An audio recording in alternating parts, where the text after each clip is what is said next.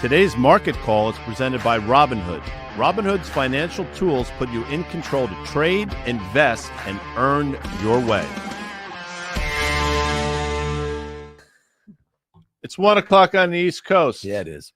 I heard something that I won't mention here, but some people are just Johnsons. Yeah. Is that fair? Yeah. But you know who's not? Stephanie Guild. She's joined us. Now, we were at the Robinhood conference. Summit, Investor Summit. Investor Summit. Miami. Not the beach, Miami. Yeah. So we're off the beach. Yep. And Stephanie sat in with us for a market call, and people loved it. So what did we say? She was a big hit. We said, we got a couple extra mics back in New York City. Yeah. Yeah. Come So join And us. I happen to be here. And you happen Just to be floating here. around. I saw her out in the foyer. Yeah. I said, why don't you come You on don't want in? to dox her, but she lives in the BK. And what? The BK, Brooklyn. I do. Brooklyn. Yeah. Yeah. Brooklyn's nice, right? Yeah. It is lovely. And you know what makes sense? That I asked her where the Robinhood offices are. They're right next to the Google, right off of the river, which makes sense because this is a company. I don't think there's been too many other financial services companies that have been founded in Silicon Valley. Stephanie, by the way, you talk about people that are wrong all the time. That would be me. Yeah. And you talk about people that have been right a lot of the time. She's That been would be right. her Well, just to be very clear, you're the head of investment strategy over there, at Rob. Robinhood. Okay. And she's joining us for the show. So we got to get your impression. So we got this tricked out studio. What do you think here? It's very nice. Yeah. It's casual. I like the wood. Yes, it's nice. We went through a litany of things before we came to this. Really did. Now, before we get into it, let's just talk. Your end target was 5,800. Well done. You said there was a 20% chance we'd get to sort of 6,000 to 6,100. We're basically there. Yeah, at the door. So all your predictions have basically come to fruition as we sit here on whatever today is, November 26th. Yeah. Talk about that. I mean, I really just, it's very basic, meaning how do I got to Well, no, it, I mean, or, just like, the fact what do I that, think now? you had the crystal ball and, here we Yeah. are now. How did things work out sort of the way you thought, or we got here sort of a different way?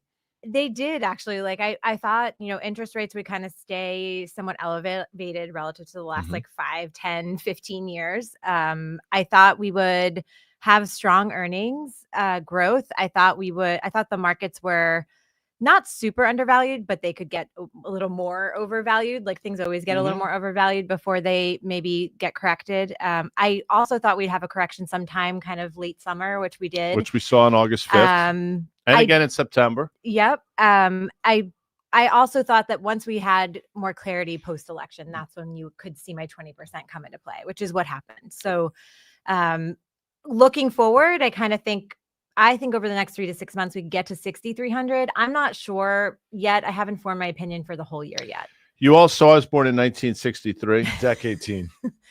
Thank you. I just died. You also thought we would be in for the fourth soft landing Yes. since 1960. Yes. So is that changed, or are we still on target for that? I think we're still on target for that. I think the risks that I look at today are just interest rates. Like I really do think that the other thing that we've seen since 1960 is that the bond vigilantes come out whenever you have debt to GDP of 3%, and we are knocking on the door there this year. So let's talk about the bond vigilantes, because a week or so ago, we got to about 4.5% in the 10-year. The yield curve, depending on the day, has gone from re-steepening to back to inversion. Let's just call it flat for sake of argument. What's your sense of what's going on? So I'll flat out tell you, I'm one of these people that think 10-year yields are going significantly higher. When I say significantly higher, I think we can get to levels we saw last fall, which is 5%. So thoughts on what that means? I mean, I kind of agree with you. I actually think there's a case to be made that they could go a little higher depending on what policy does. Between, we saw like the announcement of the tariffs after market closed yesterday, and the market is reacting to it today. And so there is just so much paper that is going to continue to come online. I think the Treasury is borrowing $850 billion in the first quarter, and that's a record first quarter for this country. And that's where I think like at some point the rubber has to meet the road, like it has to matter. And that's why I think it could go higher. Plus, like the economy is doing really well. Like I know not everybody feels that in this country, but if you're traveling, things are just there's, and that doesn't bode that doesn't mean that we should necessarily have a lot lower rates. Listen, I think there's a lot of cross currents as it relates to the economy, and we'll drill into some of the stuff that we heard out of some retailers. You know, we're going. It seems like this Black Friday started about like Halloween-ish or something like that. It's a shorter. It's shorter, but it seems like it's also. I think the takeaway I would say is like it's very promotional too, right? So we might see margin pressure as it relates to a bunch of these retailers. But to your point about the tariff stuff, and you know, I think a lot of us have very short memories to think about how it went under the first Trump administration. It was kind of chaotic as far as policy was concerned. And so, you know, a lot of folks would say, well, one of the problems that Biden administration has had is that they weren't out there talking about some of the successes that they had. And Guy, you and I have been talking about this all year. It really into the election is like, you know, there was this huge disconnect between what a lot of consumers were feeling about the economy and then what we were seeing, you know what I mean? Like as far as the markets were concerned, because you can't have a rip roaring market with rates, you know, that have been relatively high to your point relative to the last 15 years or so, and say, well, we don't have the market's not pricing in a strong economy, right? Because the approval rating on the Biden administration was horrible. That's why the economy, absolutely. Yeah, and so that was an interesting thing. So here we are. We have this tariff policy by tweet. You guys better be ready for it. We didn't have too many tape bombs over the last 4 years, and you know, like we got them now in every other day. And so I guess the question I have for you is like, you think the economy is strong, you think earnings have been strong, you've seen multiple expansion based on the prospects that rates are going to come down and the economy is going to continue to stick in a certain sort of place. Is there going to be some trepidation as we get into the policy aspect of this new administration? Because again, a lot of people were saying the market was rallying on the hopes of deregulation and lower taxes, and maybe tariffs won't be as bad as some expect. There's a lot of optimism, I think, baked into prices now. And that's why I think like some of the things that like are going to hit us, like the tariffs, like I'm not sure. I've just not on the camp of like, this is just a negotiating tactic. I actually think they're going to come to fruition and they might be stronger than they were before. We obviously also have to, like, I'm also thinking about that in context of like tax hikes or not tax hikes, right? And what that means for our deficit and how they actually end up passing it. I think there's like, it's a lot of back and forth, I think, from here. I also think we've been in a stock pickers market for a while now, and I think that will continue. Like you even see within the retail space, there's some really strong winners, right? Like Dick's Sporting Goods continues to knock it out of the park, Walmart.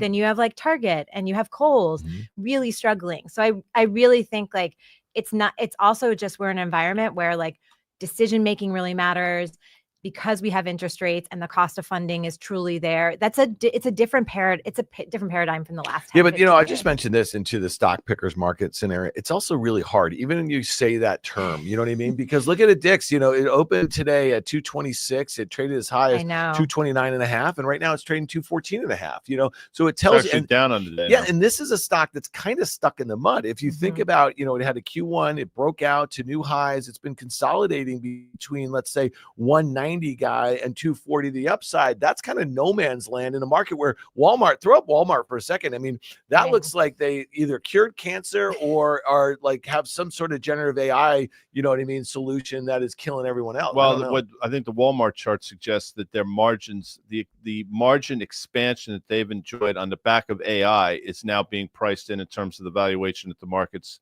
rewarding them with, which sort of makes sense, but at a certain point, it's not going to make sense.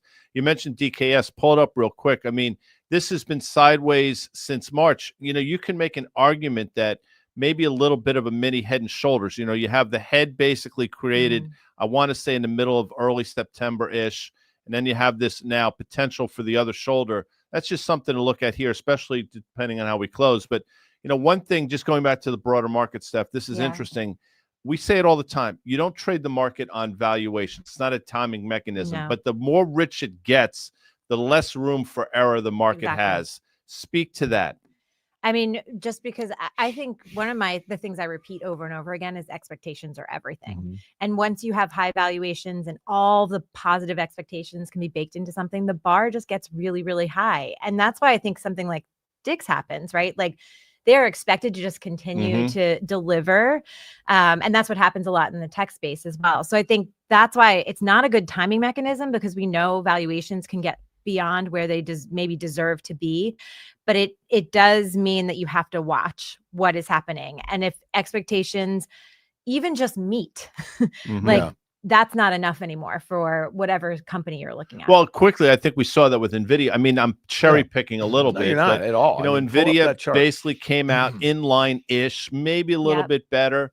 Stock did nothing after earnings. It rallied, made a new all-time high the next day. And over the last couple now trading sessions, it's been trading lower. So I think if you want to look at something anecdotal, I mean, NVIDIA is the one to look at. Yeah, no doubt. And again, this goes back to trade also. I mean, there has been a number of restrictions put on by the Biden administration about high-end GPUs being sold into China, right? China was a huge part of those beats. If Amanda wants to take that chart back to maybe 2 years, you know, a huge part of those beats that we saw in 2023. And then as the restrictions were coming on, there was double, triple ordering. Now, make no mistake about it. I mean, this company is not in any worse position than it was 3 months ago, right? But the magnitudes of the beat and raises are getting smaller. And let's go back to a shorter term chart here for a second.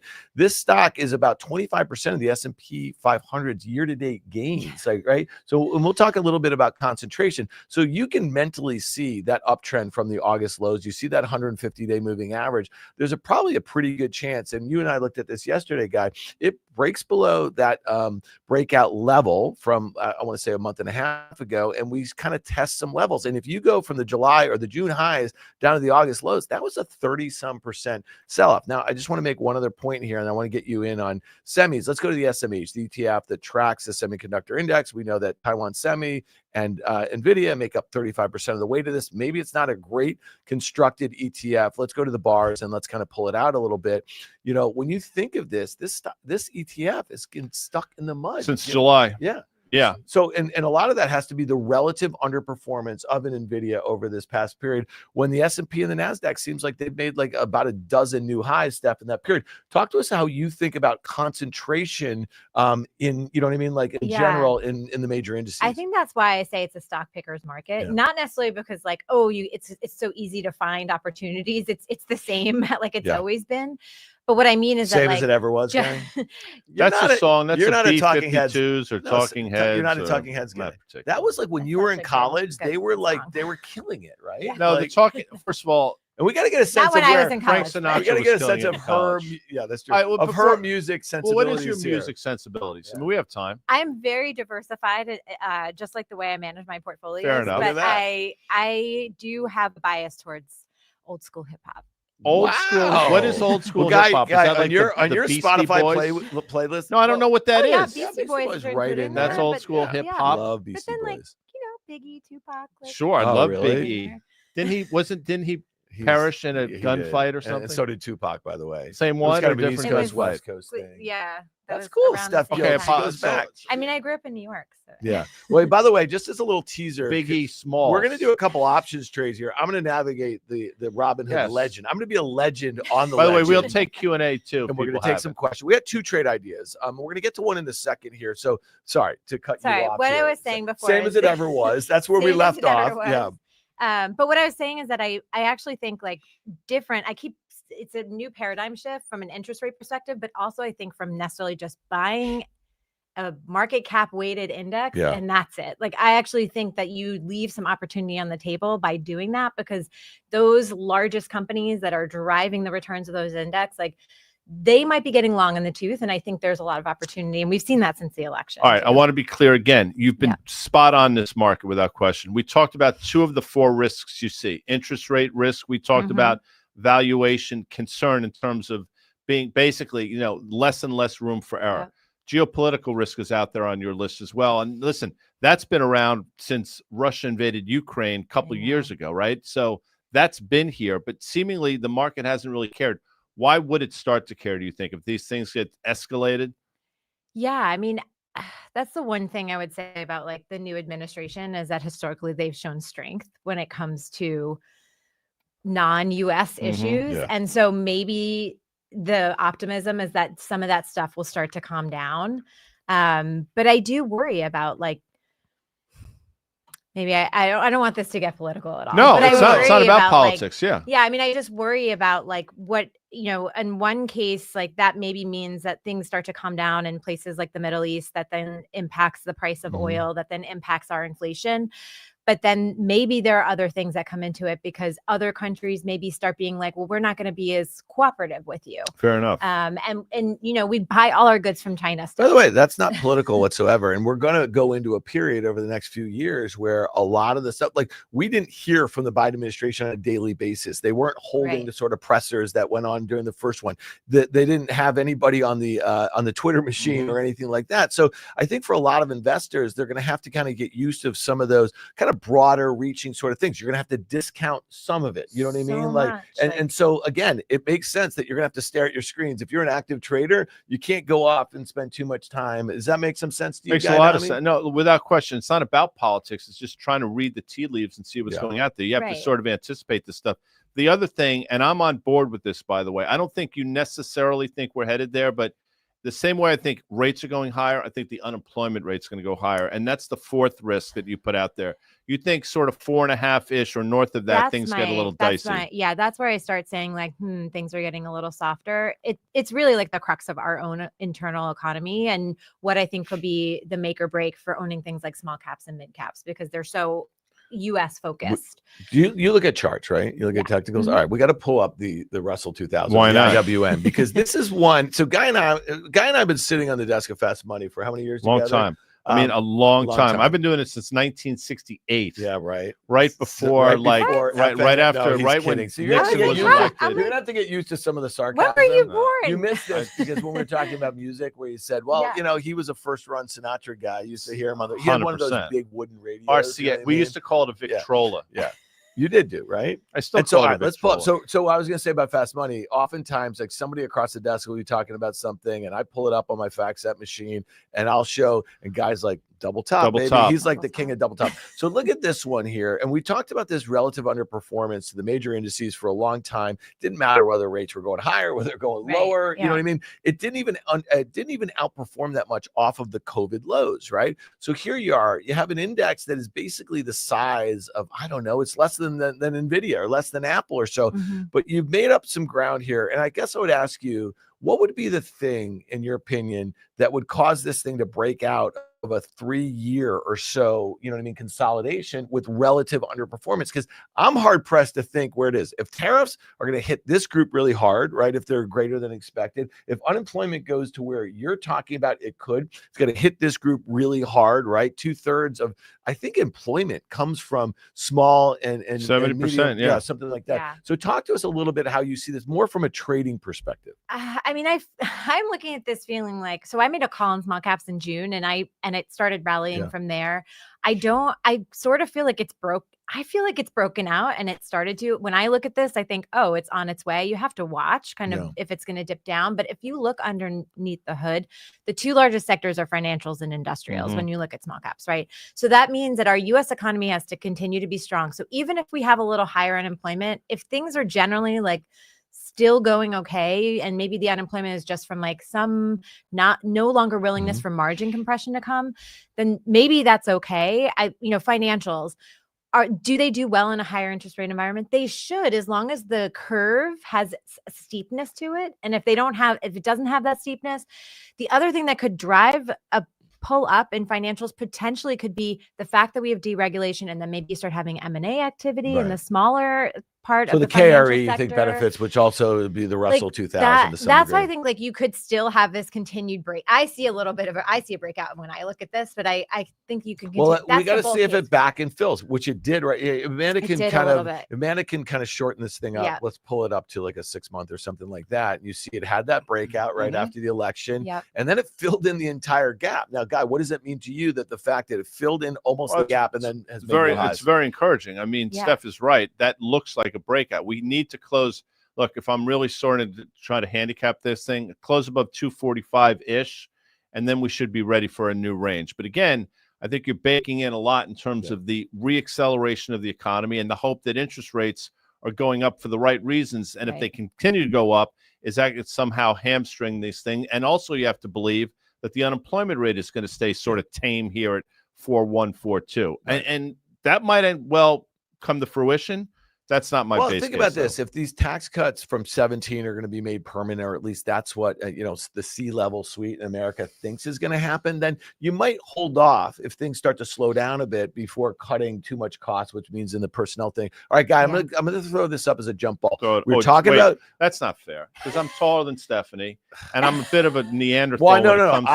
I'm looking at you, a jump ball as far as topics are concerned. Oh, I thought you meant between. And then we're going to get her in here. Oh, I'm sorry. So we were just talking because we started talking about nice. Geopolitics, and we have a trade idea that is related to that. But then we just worked ourselves into financials and banks.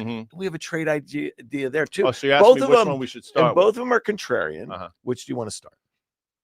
Well, you didn't give me a chance. You didn't give me. It's going to be Alibaba, or XLF. Alibaba.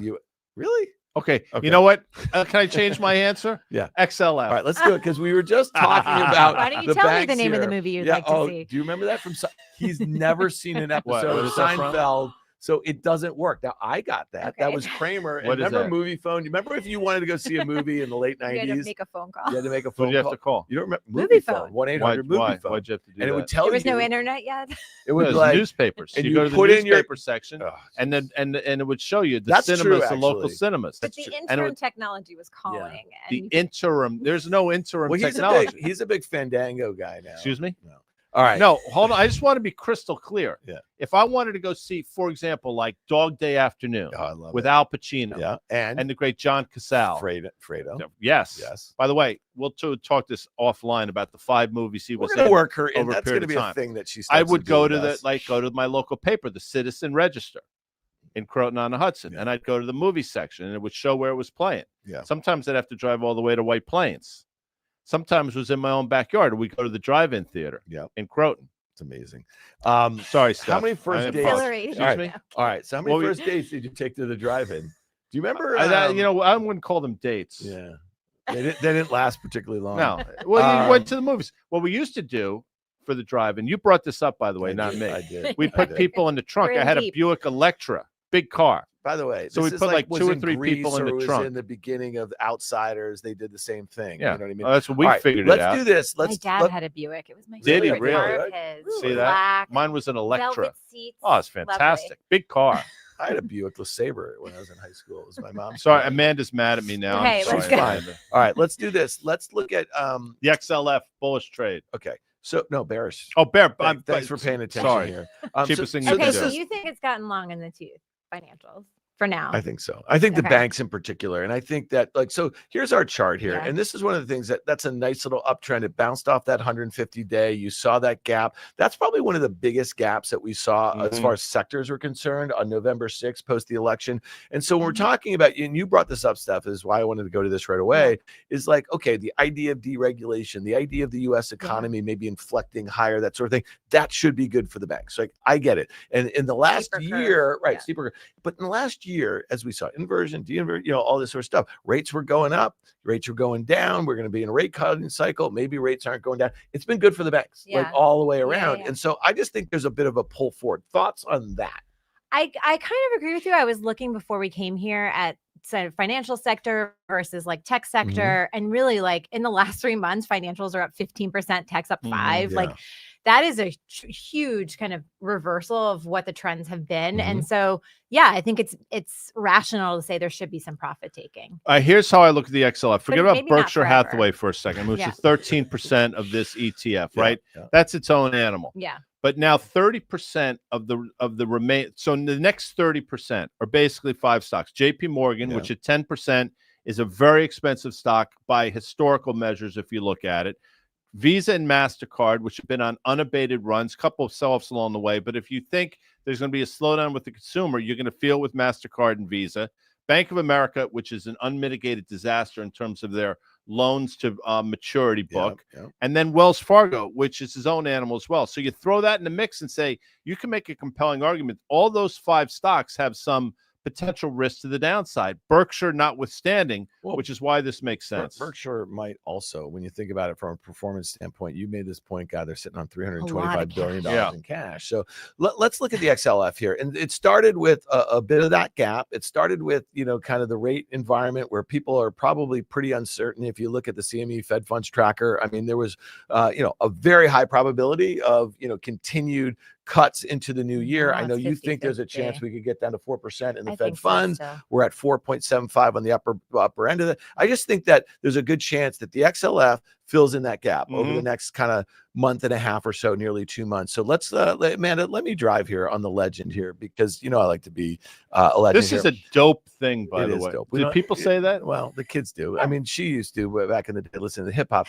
So I just want to pull it. All right. So I have this up, the XLF here. Let me go to the chart that I'm just looking at here. Whoops. I got to go. Yeah, there we go. So look at this on a long-term basis, right? It had that huge breakout at about 41 and a half.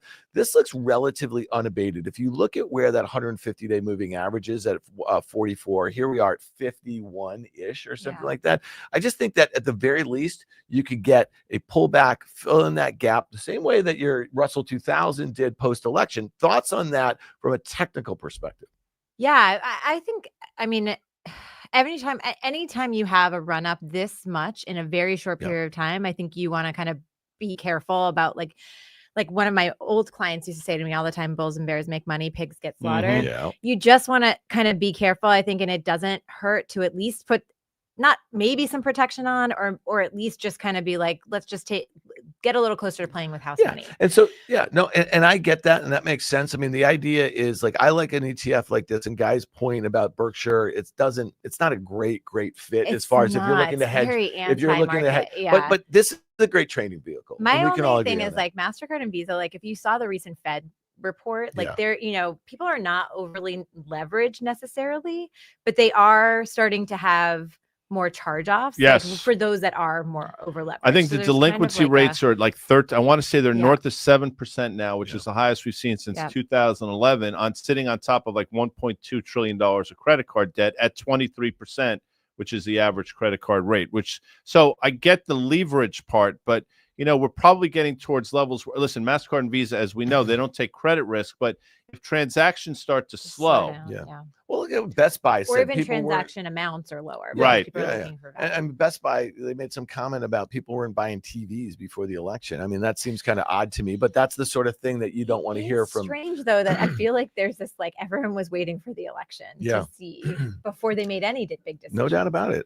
Especially when the way a lot of consumers or a lot of folks voted in the election, they were speaking with their wallets. I think it shows you people hate inflation more than they hate recession. Yes, 100%.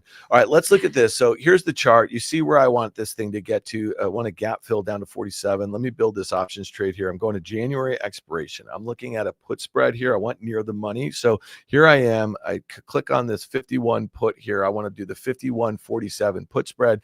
And this is this easy, people. And then here you go. I just clicked on selling the 47. So if you do this and you look at this trade idea, you basically have a $4 wide. I'm paying about 85 cents for this. Okay, so I'm buying to open one of the 51 puts for about $1.10. I'm selling one of the Jan 47 puts about 25 cents. You see that little diagram. You can make up to 315. Okay, this goes back all the way to 50, 15, and 47. That is your max gain below 47. And you have losses up to 85 cents between 50, 15, and 51 with a max loss above that. And so the way I think about a trade like this, I do it from a risk reward standpoint. We can obviously look at the deltas here, suggesting what the implied percentage of it being in the money. If you have an at the money put, you basically have a 50% probability that's going to be in the money on January expiration. But I like the risk reward here, less than 2% of the ETF price. I have a max potential gain of 6% if it's down about 8% or so on January expiration. And then just the last thing, and Guy and I talk about this all the time, you can talk about the structure, but if I'm long premium directional, if this ETF goes sideways or up, okay, I'm going to use a 50% premium stop on this. I do not like to see long premium directional trades go to zero in my portfolio. 40 cents, you're out basically. You know, if it gets down to 40 cents, 45 cents, whatever it is. I mean, I like this trade because, you know, probably have 3 to 1 and you're 3 to 1. So you're risking 1 to make 3. Yep. I think anything less than that, you want to try to avoid. 3 to 1 is sort of the norm in terms of this trade. And there's probably a decent probability this is going to start to work in your favor. Look, again, you know, the banks have been unabated, but JP Morgan, once it gets towards this sort of 2 standard deviations away from the 150-day moving average, that's typically when things start to slow down for them. And in terms of price to tangible book, we're talking levels we haven't seen since pre-financial crisis. So there are a lot of reasons to think this could take a breather. And you usually get all up in my grill about selling legging a downside. into. Yeah, you No, like. I'm not getting into your So grill. I just want to, Amanda, let me drive again here for a second. So if I'm looking at the options chain in January, so I just mentioned that 51 put. Okay, it's got basically a 48 delta. So it's basically saying a 48% probability that it's in the money on January expiration. We get that. Let's look down at the 47 that I'm selling.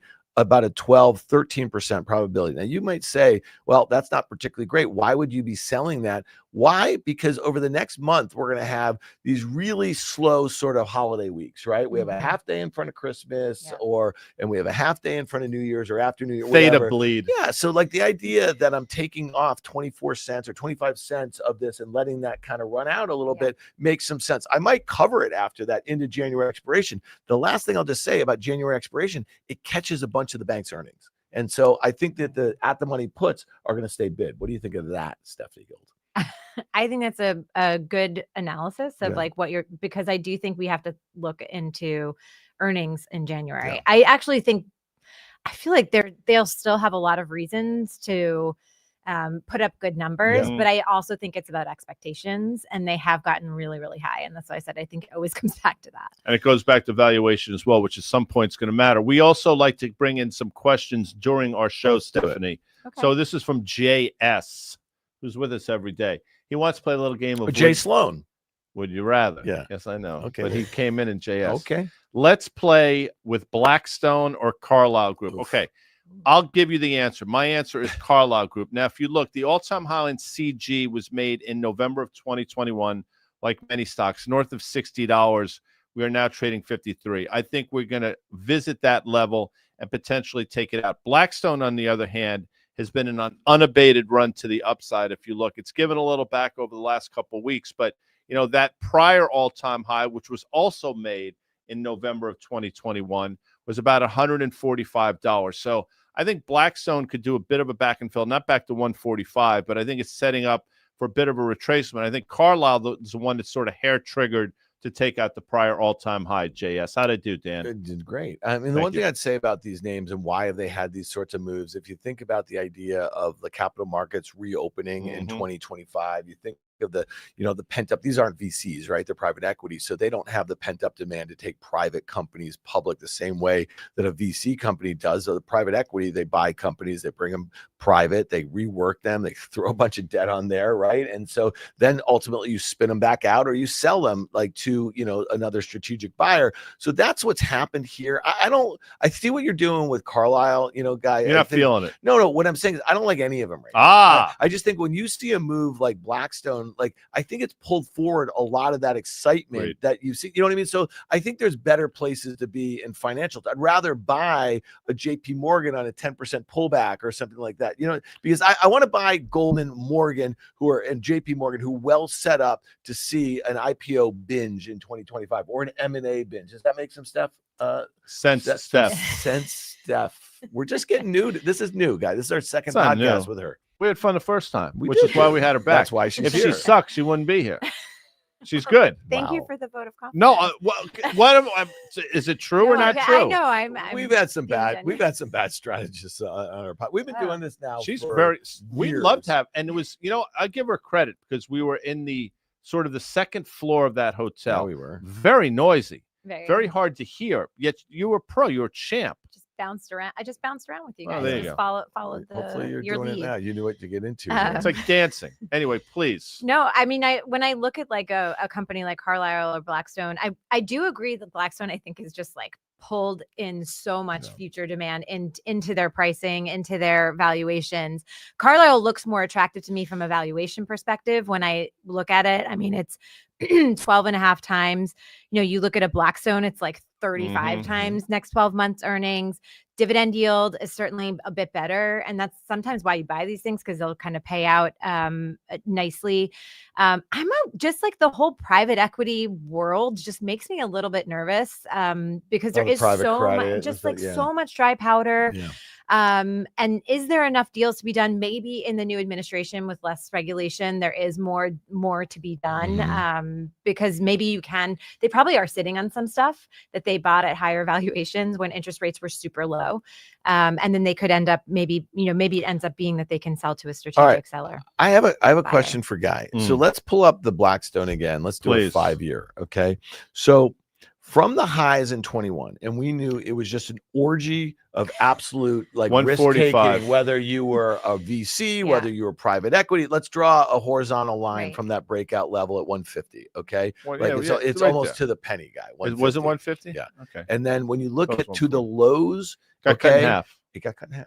Now people don't think that could ever happen again in any of these stocks. So let me say something, because what's that animal that has a good memory? It's an elephant. It's an elephant, right? Yeah. Look at her. I'm sort of like the elephant. Ish. Because we had I forget who it was, but I guess I'm not that big of an elephant, but the gentleman from Blackstone, and he talked about their real estate holdings. Oh, yeah. And he was bullish member, and you said, this doesn't make a lot of sense to me. Yeah. And you said, I hear what you're saying, but he's talking his book. And the stock got cut in half. You remember that? You know what? Let me just take so I was talking to a guy, like a pretty senior guy at Blackstone right around that time. And I was making this case to him that this guy was just and dude, the guy, they're all geniuses. Okay. If you're a Blackstone, you're okay. Oh, it was Joe Zeidel. Joe Zeidel. Jay-Z. I mean, he's no. That's now it came back to. I don't even have anything in my ear. But he's also like a marketing guy, right? So you know what I mean? Like, so I'm sure he talks to people internally. I'm sure they trot him out to their clients and stuff like that. So then I said to a friend of mine, I was telling him about this conversation and things that are already starting to crack. Okay, so this was now at this point, like midish, late 2022. And I said, well, what's your house view? Like, you know what I mean? Like, what is your macro view? What is your view on rates? And he's like, well, we just had a big meeting with our like internal economy, and we're like, we don't pay much attention to that. I was like flabbergasted in a way, you know what I mean? Like a little bit. I don't know. I guess because they're so long-term focused, they say maybe, they don't care. and they're so good at what they do, like hubris. You know what I mean? I don't know. So that is, but all right, let's go back to that chart for 1 second though. So you look at that 150 level, Guy. You look at that 150 moving average. It's going to be at that breakout level, and not so. But the idea of it going from 190 to 150 is something that nobody can conceive of right now. You know what I mean? It's like the movie Princess Bride, Inconceivable. Did you see that movie? A little bit. One of my favorites. Yeah, they're Inconceivable. All right. So I don't think it's inconceivable, by the way, which is why I picked the Carlyle Group. Okay. Well, hey, Jay Sloan, thanks for the question. We appreciate you being here. Guy, let's go back Princess to that Bride, by the way. Robin Wright was in that. Billy Crystal. Let's go to that Carrie Elwes. Let's go back to that geopolitical conversation. Oh, what about but the guy, the six-fingered guy, that's a guy from Montoya. He's Homeland. Diego Montoya. Yeah. You killed my father. That's right. See, like she's not had this much fun middle of the day. No, because she goes on the boring shows. No, all right, fine. So let's go to that geopolitical conversation, the tariff conversation. We spent a lot of time in September, right? Where did China take out the bazooka with all the, with all the stimulus? And it was like every other week there was a new bout of it. And let's just pull up the FX side for a second. About it anymore. Yeah, well, it's gone, right? It's round trip the entire move. When you see something do that, the Shanghai Composite did it, the Hang Seng did it in a straight line, it's like unsustainable. And you know what? We got asked the question, Melissa Lee on Fast Money every night, are you in the trying to trade? She was trying to tease out whether we found it interesting or not. And we're like, we don't know how far this could go, but it doesn't make sense, guys. No, well, remember, you a fan of the Carolina Panthers by any chance? I'm not. No, nor should you be. I don't even think in Charlotte they're fans. I don't even think the owner is. And the owner is a guy named David Tepper. And he's a guy that in around that time said he's buying everything in China that's not nailed down. I'm paraphrasing. And, probably within a couple days of him saying that was the highs that we've seen. And this is not casting aspersions, because I do think he's probably continuing to do that. But this is round trip. And we actually talked about the potential to see the round trip. So the FXI had that huge breakout. It back and filled back to that prior high that we saw in May. It makes a lot of sense to me that this should be support, Dan. Yeah, well, except that you see that moving average. It might go down there. There's another gap to be filled. And you and I chatted about this a little bit. We can look at some of the individual names in a second. Pull that back. Hold on one sec, real quick. I'm sorry. Yeah. If you put your cursor to that high in middle of September, I think, whatever that was, you'll see that coincided with a huge volume day. So go back to that prior chart, because this illustrates something I talk about all the time. markets or individual stocks or whatever, they exhaust themselves to the downside or the upside on huge volume days. And you'll see it as clear as day. The exhaustion took place on probably 5 or 6 times normal volume, as you can see by those bars at the bottom. Yeah. Anyway, So Steph, please. what was your take as you saw again and again the stimulus? It was kind of manifesting itself in the stock market, here, there, or everywhere, that sort of thing. But the economic data wasn't getting particularly that much better. Now we know the long and variable lags and all that stuff. But what was your take on that? I mean, I think we talked about this maybe last time I was on when we were at Hood Summit, but like this, just investing in China has been breaking my heart for years, like 5 years now. And every time I kind of step into it, I make a little money and then it goes away. And this happened sort of again. I mean, maybe you're not at a loss if you stepped in before they had the stimulus announcement. I still feel like I asked some other strategists that I talked to externally, and I said, is this one of those things where like they will feel shame if they don't kind of grow, like actually meet their growth targets? And if that's the case, then maybe you can get behind this stimulus measures. I don't think they're done with stimulus, but I also think they're waiting to see what happens with the political situation in the US because they rely so much on us. What day, Guy? You have a memory like an elephant. Yeah. What day were we down in Miami for the I don't Investor remember Summit? the exact day. Really? No. October 15, 16. Was it? Something like It that. was fun. I thought it was earlier. What did you say? What has China trade done to you? Say it again. Broken my heart several Okay. times. So if I said to you, Mary Ellen Moffat, anything? No? Like The name, Moffat Mary, Nathanson? no. No? Mary Okay. Ellen Moffat, nothing, right? No. Okay, she broke my heart. That's from the Okay. movie Jaws, if you recall. Yes. That's Richard Dreyfuss in the boat. Recall? Yeah. He opened his shirt and he showed it to Quint and Brody, Yeah. and they said, "You wearing a sweater?" He said, "No." My You're wearing a heart, sweater. Mary Ellen Moffat. She broke my heart. Anyway, please. But you know continue. what's interesting? You should rent that at Blockbuster. So we I could. actually I always Blockbuster. take the other line, which is we're going to need a bigger boat. Well, of course. But That's the line. That's a good Yeah. one. So when we were down at the Investor Summit, one of the things that Guy and I found pretty fascinating, we've gotten to know retail investors over the years, especially because of viewers of Fast Money. We do a lot of events, and we've always found it really, really interesting. I think the folks that actually look down upon the retail investor, and we were just talking about one happens all offline, the time. we're not going to say it. What happened?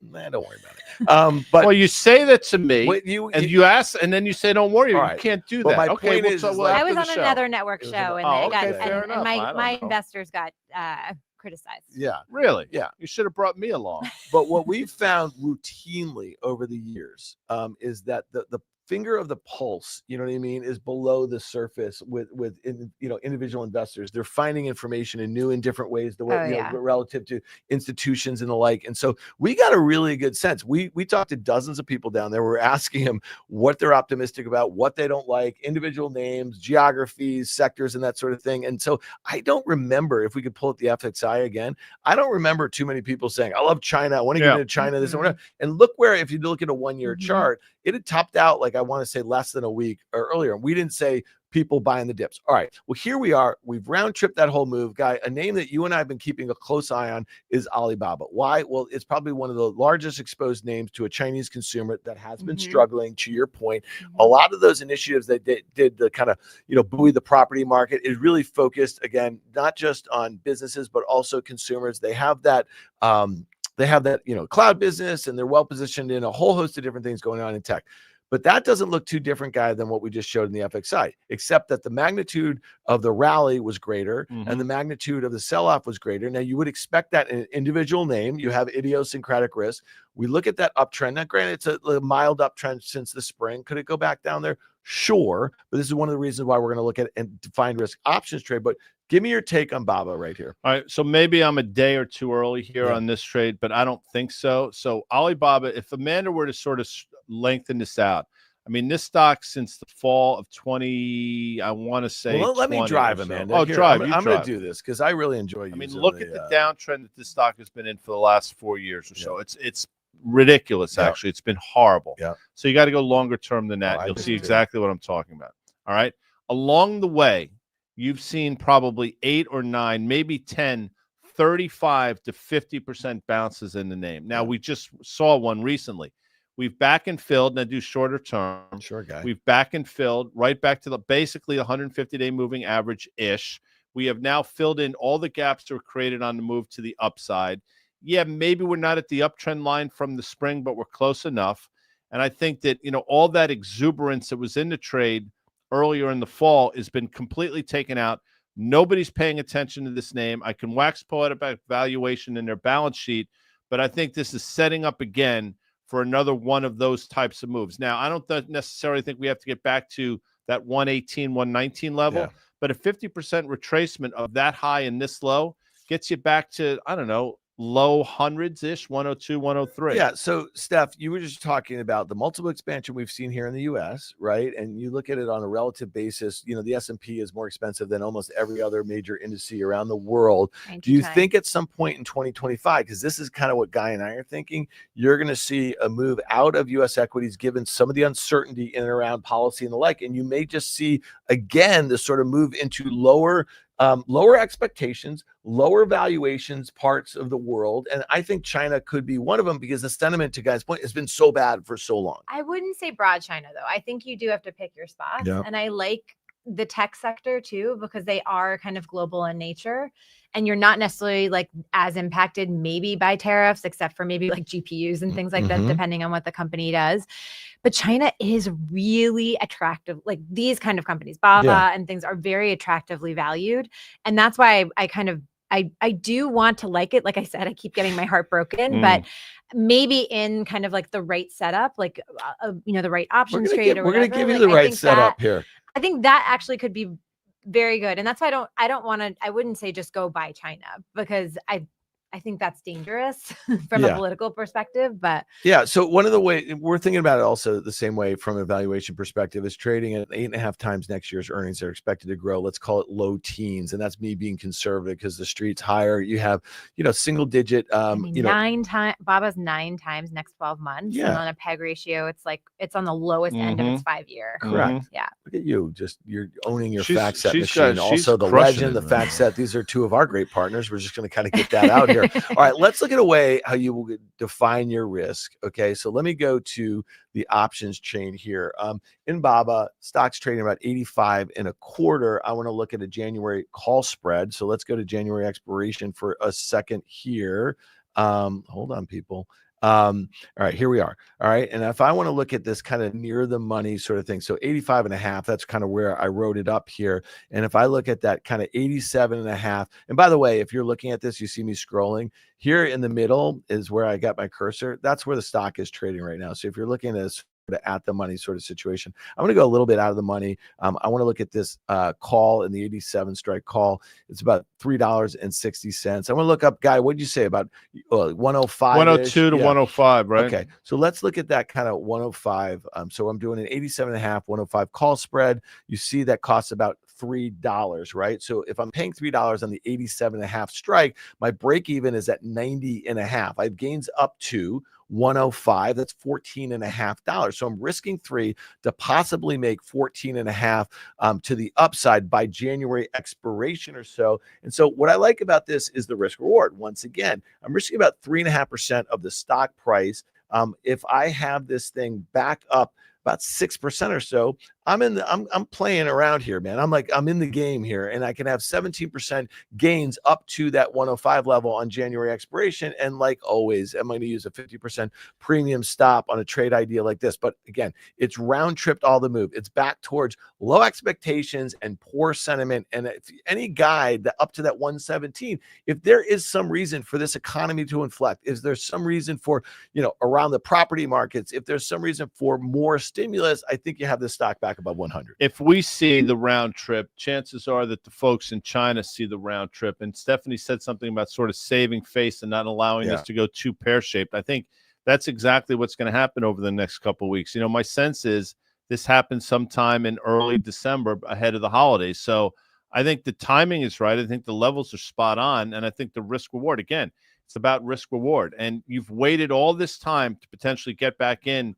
If you've waited, this is what you've been waiting for. And I know it looks scary now, but it typically does look scary.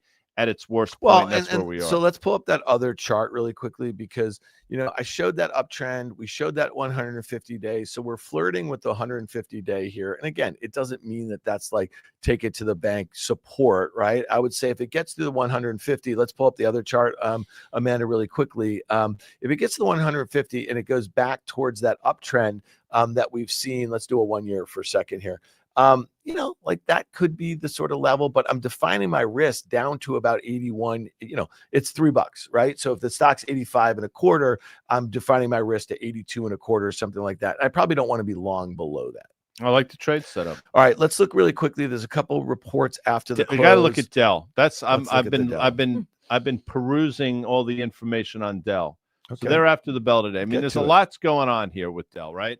I mean, the SMCI news affected Dell. A competitor in the server market. Super Micro. Yes. And so those servers go into the data centers that train these large language models and the like here. And so the data centers are the public clouds there, and people are using these models. You rent the compute. So Dell, guy, let's hear it. Like, this is an important component of it. I just want to go really quickly. In August, the hardware side of the AI trade. And when they reported 22% gross margins. So these are not high margins. What was NVIDIA, who makes the chips? They were 76%. Right. So you see what's going on. They're scraping the barrel here. But Supermicro was expected to come in at 17% margins. They came in at 11%. They have their own issues. Yeah, I was going to say, as long as you believe. So Dell reported on September 4th. Stock was trading about 109 or thereabouts. It was a decent quarter. There were about 4 analysts that made comments. Tony Sacconaghi at Bernstein, he lowered his price target to 140. If you take the aggregate, back in September, the average price target for the stock was about $100, and I want to say $150 according to FactSet, which suggested, you can do the math, there's probably a 40% move from where we were. Well, guess what? It actually happened. I think we almost got up to 150 recently. So through the analyst lens, my sense is people think this is sort of fairly valued. What do you do here? So it's had a tremendous run since last quarter. They have to say some pretty remarkable things in order for this to continue the momentum we're seeing, given the valuation it trades at. And you've already heard from NVIDIA, and you've seen the subsequent price action. So my inclination is maybe you'll get an initial bounce in the stock, Dan, but I think like NVIDIA, it's going to be short-lived. Yeah, so let's do this really quickly. We talk about implied moves all of the time, and we're just going to kind of give you a little explainer, a reminder how we figure that out here. So let's go to the options chain. Let me drive here a little bit. And so if I'm going to look at the money straddle, that's the call premium plus the put premium, and I'm going to put those things together here. I'll do it right here. If you're paying $660 for the 143 call, this is in the weekly that expires Friday afternoon, and I was going to look at the 143 put, right? You see the cost of that, it's about $336. I'm going to take the combined premium, that is the cost of the straddle, and I'm going to divide by the strike price. And if I do that, you can do the math here, guy. It's about 9.5%. So the option market is suggesting that the stock could move 9.5% in either direction by Friday's close. That seems like a lot for a company that with a market cap like this. But if you wanted to make like a long premium, like directional bet, you could look at that call. Okay, the 143 call is offered at 670. Let's say you bought that, you're really bullish on the thing, you think it's going to have a big move. Well, that's only about 4.5%, right? So you take half of the implied move. If you bought that, okay, 143 plus a premium that you paid, you would need to move to 151-ish. Yeah, well, or a little less. You'd need it to 149.70. You know what I mean? You take the strike, 143 plus the premium. 150, right? Okay, so we try to be gentle here to each other. You know what I mean? And that's what you'd need by Friday's close to make money above that. Not a high probability sort of bet to get above that. And how do I figure that out? I'd go to the 149 strike, 150 strike, I'd look at the delta of that, okay? And I'd say that was going to assign the probability to me, okay? So right now, the 149 has a 38% probability. The 150 has a 35. Not bad, but, not great. Well, you're making a bet here, and, you're gonna get the move one way or another. It's interesting. NVIDIA suggested about, a 10% move as well, I think. And it did. But that was an interesting one, Steph. Yeah. That moved after. right? It did actually have a move. It just closed flat the day after. That was to really move the interesting. upside, downside, close flat. All right, so talk to me a little bit. I thought in your notes you kind of have a really good feel of what some of the retail are doing, and you were saying, and you sent the notes like days ago that you thought that they were kind of peeling out a little bit of the Nvidia and some of the Tesla. So some of these ones that have been darlings over the last couple months or so. Tesla, it's been like the top, sell from a notional perspective. As it's moved higher. They've been definitely taking profits. Our customers generally, they show this behavior of kind of holding core positions and then trimming when things go up a lot, and then buying back when they go down a lot. And so where we've seen on the other side has been actually buying Nvidia because it has been kind of dribbling lower, and then MicroStrategy, which is not that case. I'd say that's the one thing that hasn't been behaving the same way, but that's been also a top. What's funny, place. Steve Quirk, obviously the head of brokerage. We saw Q. Yeah, he was on the pod with us last week, and he made this really great point, which I it wasn't lost on me, but it was a good reminder. He said that your investors, they like to move where things are moving. So if you got into the Tesla, in just the first couple of days that it took off after the election, at some point after 10 days of unabated, Amanda will pull that up, you might say, hey, listen, that was a good trade, and you might look to move on, that sort of thing. And so I thought that was really interesting. And he mentioned the point, if stocks feel a little bit overvalued, they might go into the crypto. If you start getting nervous and you're in a low vol environment, maybe Amanda can pull up the VIX here for a second. Maybe you start to define your risk by doing long premium, bullish through calls or bearish through puts. And I think they're not afraid to step in when things go down. Right. Well, that is the sort of the arc of the retail trader. I mean, the difference between the retail trader now and 5 years ago is night and day. I mean, the level of sophistication is unbelievable. Quick question here before we 5,000. We got to do CrowdStrike, by the way. Well, all right, let me do Nestor's question real quick. Nestor F. Tapia. Isn't that a fish? Tilapia. Oh, it's tilapia. So that's not a fish. Nvidia, support at 135. Amanda, if you can do a horizontal line from the high in Nvidia from June 18th, you will see that 135 was a prior high a couple times. We traded off from there. Prior resistance becomes support. So yeah, that 135 level tilapia is in fact support. Now we'll see how long. Tapia. What, he's been called tilapia his whole life. Let's be honest. Yeah, the guys on the playground back in the day. By the way, I kids. can tell right now that's not horizontal. That's horizontal. There you go. Tapia. So anyway, yeah, it should be right around here, Dan. Back to you. I mean, it's a pretty fascinating one. That's why we're spending so much time on it. And then you We look got a at question. I mean, it's also driving the markets in general. Yeah, I mean, it is crazy, not. right? So let's go to the CrowdStrike, because this is one of the disasters of this year. And let's just pull it up. But it acts like there was nothing happened. Nothing to see here. Isn't that amazing? We've almost gotten the entire move from July back. That's why it makes I'm not so reports after the close, guy. What do you think of this? Is a space that you look at I'll just say one thing before you get going. I mean, this is an area that a lot of folks think that generative AI is going to be an amazing sort of use case as you think about cybersecurity and the like. The problems that CrowdStrike had were CrowdStrike specific. We talked about them over the summer. The move to the downside was amazing. We have now filled the gaps that created in that downside move. And to Steph's point, we've basically almost gotten back to the levels that we sold off from. I think it was like 390-ish. So this is not a great setup for earnings, in my opinion. With that said, I'm not saying to buyers, the one that I've liked all along is Palo Alto Networks, PANW, which is expensive on valuation, which is just coming off a bit of a sell-off. I think there was actually a downgrade, but now it's getting back on the horse. So if you want to be in a name, I think Palo Alto, if you do longer term, you'll see.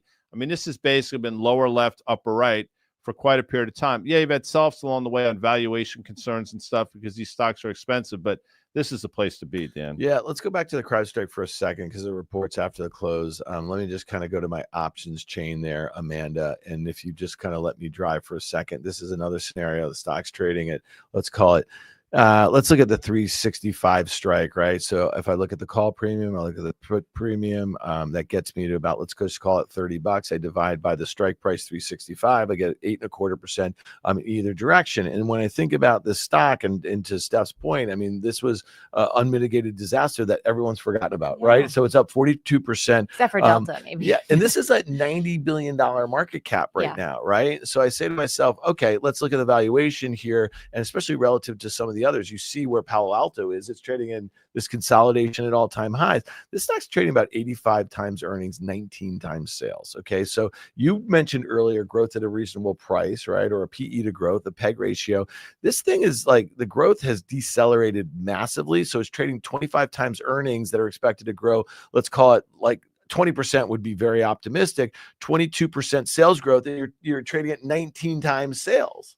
So to me, I don't get it, man. I mean, expectations are 32% earnings growth over the next 12 months. Like Right. that's there's just a lot to me already in this stock. Agreed. And they're at the high of their 2-year valuation range, even if they have in their past been a lot higher. So I just feel like a lot of stuff, all the kind of like recovery is baked into the price. You're not digging it. That. No, I'm not either. She digs what was that music? The hip hop. Last question. We got to get Steph. I mean, she's got things to do. She's got important things. This is from Echo. I mean, how do these people come up with this stuff? Guy and all do exhaustions on low volume mean anything? No. To me, it has to be high volume. When I say high volume, 4, 5, 6 times normal volume, whether it's on the upside or the downside, to actually create that sort of buyer's exhaustion or capitulation on the upside or capitulation on the downside. Without the volume, you don't have the exhaustion, in my opinion. It's a great question for this time of year also, right? So think about this week. It's a holiday shortened week. So you have Thursday off, you have a half day on Friday. Then in a month from then, we have same thing around Christmas. Sure. And then a week later, we have the same thing about New Year's Eve. One of the things I'll just say, going back to when I started in the business in like 1997, Black Friday was always a really interesting day because e-commerce names, that was all the rage, right? In the late 90s. And people would just have their way with these stocks on low volume days, And so sometimes that behavior is, you can make money off of it, but you got to have like an itchy trigger finger, in my opinion, if you get the sort of move that you're hoping for. Yeah, it's a holiday week is always like, no one's on the desk. People are not really paying attention. So you absolutely, like, I remember being just thinking back, I think it was December of 2018. I was one of the few people, if you remember, we had like a big sell-off and no one was around. It's like on low volumes. That's, it just exaggerates, like these holidays 100%. just exaggerate whatever move is going to happen. And it's not necessarily something that will be long-term, right? So you just have to watch for that. But this year could be another Santa Claus rally. Oof. People should pay attention to? Who's that? Stephanie Guild. Well, they're doing it. They just did it for an hour with us. No, but they should. She kind of tried to keep us on the rails, Guy. I'm not sure. I did my best. Went. Next time I'll be worse. All right. So just a little recap. You've gotten your call right to this kind of 6,000 level in the S&P. Do you have a 2025 outlook coming out anytime soon? It is going to come out in the next couple of weeks. All right, so she's got to come back. She's You got to gotta lay share that that out with for us. us. Guy and I want to be contrarian in the banks. We're going to use the XLF to do it. We're going to do defined risk. We're looking at January expiration. We're looking at a $4 put spread that actually costs less than a quarter of the width of that. So that's usually a relationship that we like. And we're looking at Alibaba. We're doing it with defined risk. We're being contrarian, playing for a move, not getting all that move back, Guy, but getting some of it. What were the 5 movies that John Cazale was in that were all nominated for Best Picture over the course of, I think, 3 years? I know 4. I'm failing this one. Sorry. I know 4. You Godfather Google. 1 and 2. Sure, that's Dog 2. Day Afternoon. 3. Deer Hunter. 4. What's the 5th? Ooh, that's a hard one. Gene Hackman was in this movie. Oh, I know. It was when he was Popeye. What we just no, that's the French Connection. What did we just have for an hour? What would you call this that we a just show. had? But you like to talk about how you should be very in your delivery. You always say it should be more of a Natural conversation. Oh, the conversation. So all 5 were nominated for Best Picture. Yes, Dog Day did not win. did not. Deer Hunter did. I believe it Godfather 1 and 2 won. Both won. Yeah, Fredo. These are kind of before my time. You better get ready, Steph. I know. Well, not The Godfather, Steph, can I ask you a obviously. question? I know all about The Godfather. May I ask you? Yeah. May I ask you a question? Yes. Are you familiar with Abraham Lincoln? Yes. Of course you are. He was 1860 something. That's Of before course, your 60 time. or yeah. 60. So my point is, like, don't do this before my time stuff. I Okay. mean, Wizard of Oz, 1939. Sure. You've I seen guess the movie. no. It's probably just like not necessarily the genre I focus I as much see. on. You Godfather, I know because I you just should. know it. But yeah. You should rent a couple of these movies. Okay. Is that one still You up go to your there Blockbuster. on Tower Records Blockbuster. up on Columbus Avenue up there in the 60s? Sure. Yes. My No, dad it's started gone. a that big- was on Lincoln's. Lincoln Center, by Lincoln Center. That was a big That was a one. great my one. dad started a video store before Blockbuster. No, he Really? did not. He did. Where? Before I was born in the 70s. Genius. Yeah, in Staten the Island. Betamax. The Betamax. Oh yeah, we had Beta. What's your favorite VHS. pizza in Staten Island? On Staten Island, on the Rock. Gosh. It's what my dad's is, which is Lee's. Okay. Lee's. Thin crust. That sounds I love American. the Lee's. thin crust. I love Then it. no, then, I've actually It's the been to thin Staten crust. Island. I had a birthday party there when I was a kid. Stop Lee's. it. All right. So by the way, guy, the house in The Godfather. Yes. Okay. Staten Island. Is inside. Toad I Hill. went to it. And it's shocking. We went out there for pizza. This a few years ago during COVID, Yeah. actually, and we went to that house. It's in the end of a cul-de-sac, and it literally looks like a I don't know. It looks like a boathouse relative to a real house. I It's very don't cast aspersions Okay. with the Corleone family Yeah, home. never go against the family. Clemenza moved in there. You know Yes, he that. did. We were happy when you moved in here. Yes, because he went to see Clemenza. Michael did in Godfather 2. Anything else? No, No, let's- actually, let's get out you of know here. what? Steph know what? really does have to Clemenza did work move in today. there. We're kind But of then it was Frankie Pentangeli that moved in as Oh, well. that's right. Clemenza moved in, and Clemenza had a heart attack. That was no heart attack. It's funny when he went to see Pentangeli, he went into the room that used to be where And then he got Vito, pissed off. Yeah, he did. You come in Were you a Sunny guy or a Sunny gal or a Michael gal? Because Fredo doesn't really count. She's got a nice demeanor. Yeah. She was probably more Michael. Sunny was Well, real you know, you hothead, say that, you know what I mean? But I- Michael was fucking vicious. Whoa. I was gonna say Sunny. You were gonna say Sunny? Yeah. Yeah, I love Sunny. What about that scene where he Santino, you know, James where he Conn was takes upset. where he takes the trash Garbage can, the can. top of That's the all car- true. That all happened. He's slamming. He beat him up pretty good. Really in real life? Gianni Rossi, I think, was his Carlo. name. Carlo Rossi. Johnny something was his real name. Okay. But Sonny was James Conn was not messing around. Yeah, I met a guy who was. What was the name? So remember the scene when Sonny's beating the shit out of him? It's been a while since Remember? I've seen it. Well, she's Sorry. They're out, She's they're out gonna in the have to street. freshen up. What is the here? This is for So, next time What's- I will. there's all a these will beer have truck them on. in the background. Yeah. Do you remember the beer? No. I don't. Rheingold. Oh yeah, Oh. that's still around, by the way. Is it? Rheingold. Yes, I promise you, Rheingold. You can still. I can do this all day Oh. long. No, I know. We got to go My because I got to goodness. call at 2:15. Amanda. Oh, Amanda just changed it in my inbox. Oh. It went from 2 all right, to Stephanie 2:15. Gill, Did ladies it. and gentlemen. Thank you We're very gonna much have for her having back. me. Yeah. Investors Guild is where you can find my. Oh, gift. there Invest. you I go. like That's that. pretty good. I see what you did there. Or if she was an actor, it would be The SAG. the Actors Guild. Yeah, the Like what I Actors see what I Guild. did there? Yeah. We're back tomorrow. Screen Actors Guild. That's what SAG stands. Early tomorrow. Yeah, 9:30. So this is important. We have a 9:30 a.m. special market call. We have a Friday drop of the On the Tape There we go. podcast. Who's that with? Oh, Me, you, and Danny. yeah. And what? Yeah, it's the three of us.